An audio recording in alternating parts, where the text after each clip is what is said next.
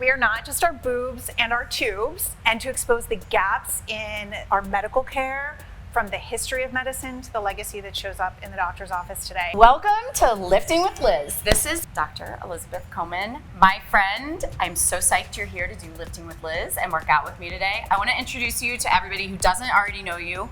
Dr. Comen, I'm going to call you Elizabeth today. Please is that do. Cool? Yes. Right. So you are an oncologist who specializes in breast cancer. You are an author of a book that has climbed the charts and is still very much in the conversation today. You're also a medical historian. You're a mom to 3. Yes. And you've been taking care of your health. Yes. You are an advocate, and you're also working on your own strength and protein intake. I love following you on social media. I love seeing you in real life even more. So we're gonna get into it today. How are you doing? How are you feeling? I'm psyched and I'm ready to work out with you. Well, we're just gonna start with a warm-up. You know I'm obsessed with my warm-ups. Yes. Are you too? Yeah. No, I don't warm up enough. That's my problem. I'm like all gas and I don't chill enough. So let's warm up. Tell me a little bit about your book. Tell us, first of all, how many years you spent writing it, and if you could give a turbo version in a couple of sentences, why and what? So All in Her Head is a walkthrough. Are we cat-cowing while We're we do this? cat-cowing Oh my God, while we hear about All in Her Head. This is amazing.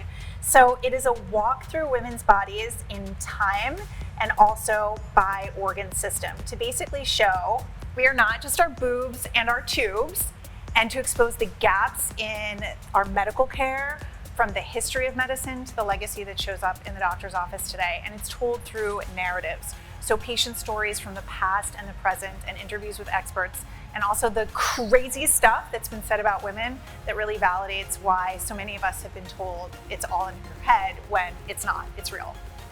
I am so glad that you wrote this. There's so much need for it. You must see this all the time in your practice. Is there one story from the book that really stands out from a patient or a friend or in your own life? So while we're down dogging, I think, no pun intended, one of the things that's pretty wild to me is how much the need to control women, and particularly women's sexuality, plays into the history of medicine and the diagnoses that we received.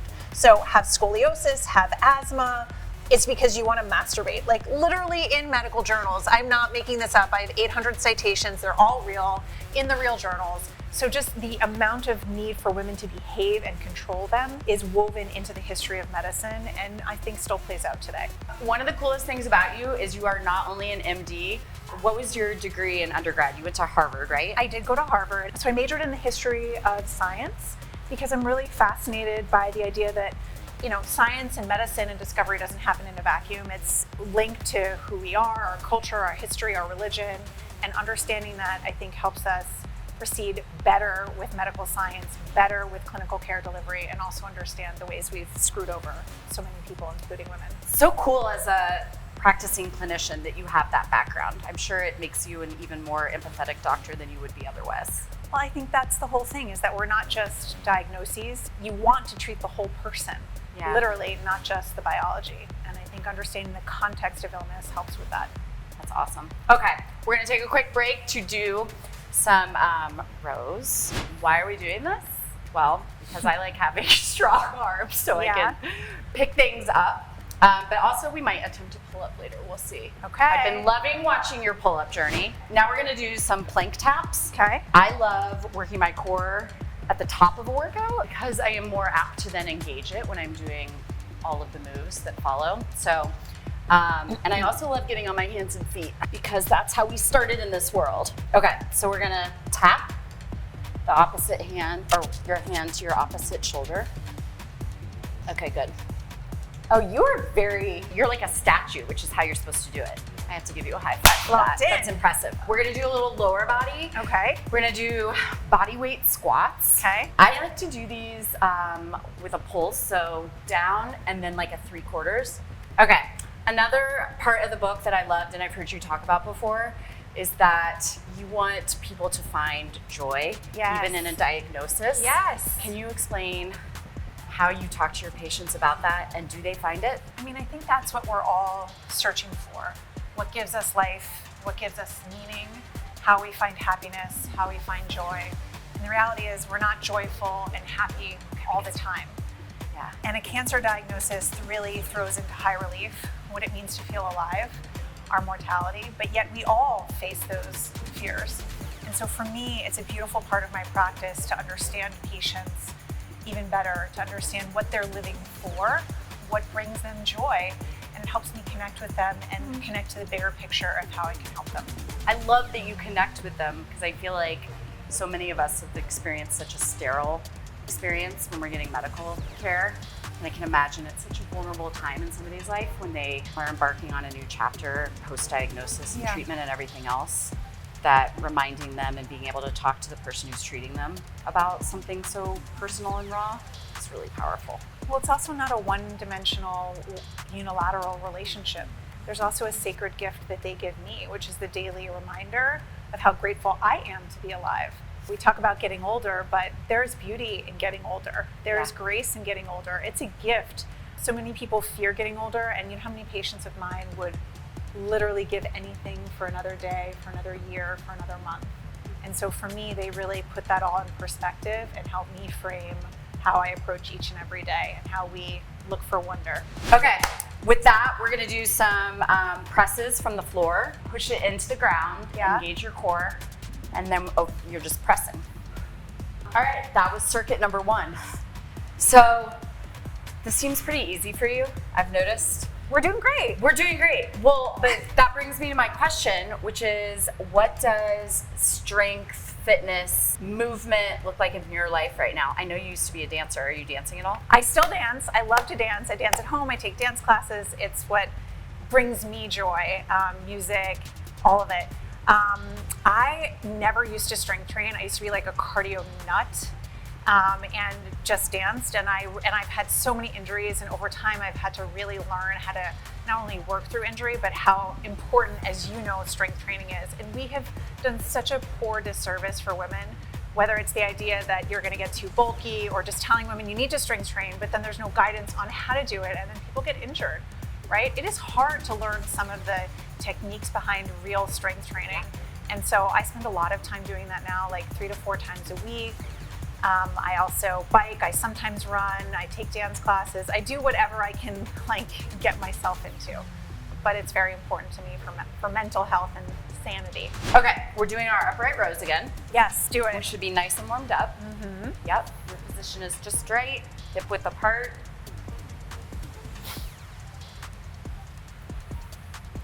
Another question for you as a mom. Yeah? So you can't always, I imagine, fit in the cardio or the strength training with a trainer. Do you have any little tips for like exercise snacks during the day, or on days that you just don't have time because of a patient load or kids and I love dance chaos breaks. Of life? Okay. I'll take the stairs sometimes if the elevator is taking a long time. Sometimes I'll just force myself to go for a walk in Central Park at night. Sometimes I'll take a kid with me. But we do the best we can, and sometimes we can't do it. And I think giving ourselves a little bit of grace about that is really important. Oh, could not agree more. Down again for our plank taps.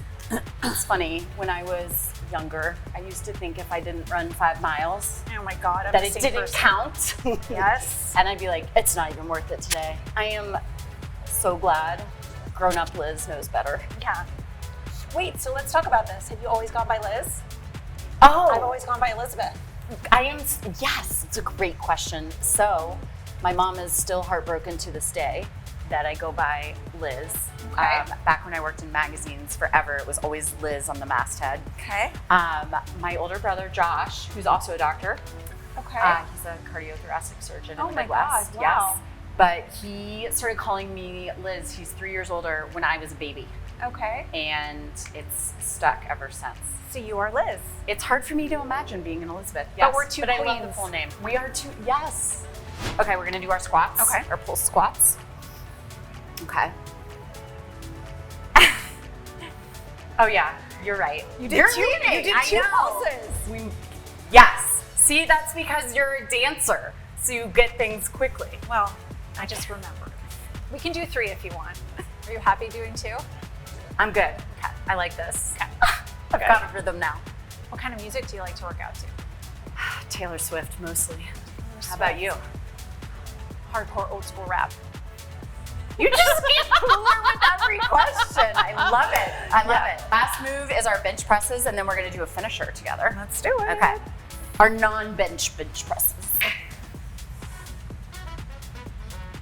What do you think? That's perfect. Okay, great. That was awesome. Yes. Our own fitness snack. Okay, we're gonna go check out where we are on pull-ups. Okay, let's try. let's do it. Let's see. Okay. Yes, Elizabeth. You got this. You got this. Yes, you did it. Come down easy. Oh my God, she's going for another one. I am so But I proud kind of of you. cheated. I didn't go all the way down. You did it. I didn't go all the way down and all the way up. You did it. That counts. Okay. That was very impressive. Okay, now I gotta do mine. Yeah. Okay. But you can drop all the way down. I can't. It's Well, good enough. I don't know if I can today. We'll see. Okay, here I go. Amazing. It's awesome. There's nothing like another woman cheering you on for a pull-up. That's You're awesome. so fun. Okay, cool. We're gonna do the high By the way, five now. her form was correct. Mine was cheating. But I still You crushed it. Yeah. We did our warm-up. Yes. We did our workout. We just rocked some pull-ups. We're cooling down now, and my favorite part of the day, the high five questions. Okay. So question 1, Elizabeth. Something surprising that's always in your workout bag. I don't have a workout bag. Is it your book? Do you carry this around with you? I carry this around with me at all times. No, I don't have a workout bag. I have my messy backpack that I throw like random junk in, hope that there's some sneakers in there, and a workout outfit that I try to keep with me at all times. So super low maintenance. I like it. I am not low maintenance, but with the gym workout stuff, I am. Got it. Question number 2. We were talking about music before. Is there one power song that never fails you? Oh, can I name a few? Yes, I'll allow it. All right. DMX, X Gonna Give It To You. Okay. Awesome. Eminem, Till I Collapse. That's a good one. I actually like that one a lot. I'm feeling a little bit more fun. Freak a Leak. I have a question. Why does he name everybody but Elizabeth? Yes. Yeah. Yes. And maybe Eve's Tambourine. Those are some serious tunes. Yeah. Yeah. We got to get down Lots with of it. tempo, lots of energy. Yeah. Love it. Yeah. Okay. Third question. Do you have a go-to mantra? I have many, but I think one, in all seriousness, that has helped me is that there's always a next moment. I don't know if that's a mantra, but it's something I really try to live by because sometimes you can feel really stuck. And I think we've all had those moments. But to recognize as long as you're alive, there's another moment, there's another minute, there's another day, there's another hour. I think that's really helped me move through difficult times. Oh, I love that. I'm going to go off script and ask a follow-up because this reminds me a lot of your book. There is a lot of hard stuff to read in here Yes. about history and Yes. societal norms Yes. and cultural norms. Yes. What gives you hope for the future as an advocate, as a historian, and as a doctor? So when I thought about writing this book about women's history and women's health, I had no idea if anybody would care. I had no idea, but I felt completely passionate that I had to put it out in the world. And so many things coalesced. There was this massive groundswell at the same time, whether it was the Women's Health Initiative movement, through the White House, through your work, and just so many women came together to say that we need to, and men, that we need to improve women's health. And it's something that I never would have imagined. And now I've joined NYU, the Mignoni Women's Health Collaborative, all of these extraordinary initiatives to improve women's health. So there's so much hope for me that we're moving in the right direction. That's awesome. And I think just the reception it's got means that people really do care and want it to be different. Question 4. Ooh, I'm so glad I'm asking this because we didn't really talk about nutrition yet. Oh God. What is your favorite meal of the day? Okay, I know you're a big protein, amino. I struggle. I know the right things to eat. And it's not that I eat junk food, but I have trouble fueling because I don't meal prep and then I forget to eat. And so I'm intermittent fasting when I should not be. It's just because I'm on the go. Right. But I love, if I can do it, starting off my morning really well. So I love egg white wraps. Ooh, But now love I'm not that. as afraid of egg yolks, and I feel like I should be doing the whole egg. But I like the protein, I like the carb. I'll throw some spinach in there, some mushrooms. Awesome. That makes me feel energized. Love it. Breakfast is my fave too. Okay, last question. My favorite question. What is one word people would use to describe you? Well, they're not here, and it depends on the person. But I think most people would say that I'm pretty dynamic, that there are a lot of different sides to me. And, you never know what you're going to get on any given day. I think that fits you to a T. Very dynamic. Awesome. Thank you, Elizabeth. Thanks for having me, Liz.